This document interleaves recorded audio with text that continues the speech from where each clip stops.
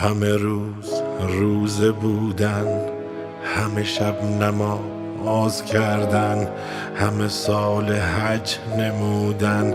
سفر حجاز کردن، ز مدینه تا به کعبه سر و پا برهنه رفتن،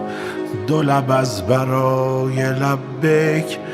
به وظیفه باز کردن، به مساجد و معابد همه اعتکاف جستن، شب جمعه ها نخفتن، به خدای راز گفتن،